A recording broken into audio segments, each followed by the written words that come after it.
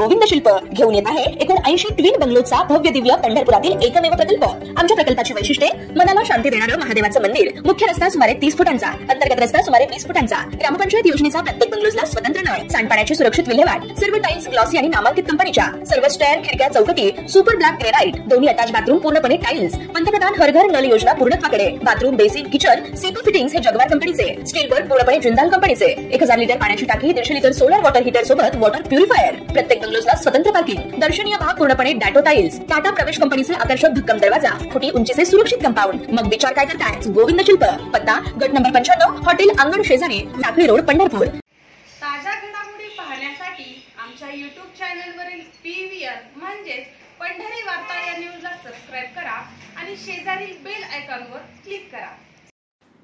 महाराष्ट्रातील काँग्रेसच्या खासदार वर्षा गायकवाड, प्रतिभा धानोरकर आणि शोभा बच्छाव यांनी संसद भवनाच्या कॉरिडॉरमध्ये निशिकांत दुबे यांना त्यांच्या पटक पटक के मारेंगे या विधानाबाबत जाब विचारला आणि त्यांना जय महाराष्ट्र म्हणण्यास सांगितलं।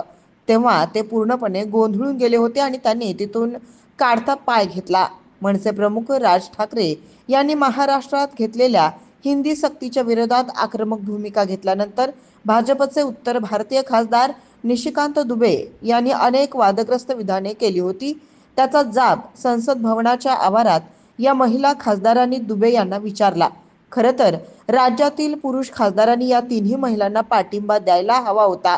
आता मनसेकडून या महिला खासदारांनी घेतलेल्या आक्रमक भूमिकेचे स्वागत करण्यात आलं असून मनसे नेते दिलीप धोत्रे यांनी दिल्ली येथील महाराष्ट्र सदनात महाराष्ट्राचा आणि मराठी भाषेचा स्वाभिमान जपणाऱ्या आणि खासदार निशिकांत दुबेंना त्याची लायकी दाखवणाऱ्या महाराष्ट्राच्या रणरागिणी खासदार श्रीमती वर्षाताई गायकवाड आणि खासदार श्रीमती शोभा बच्छाव यांची भेट घेऊन अभिनंदन केलं।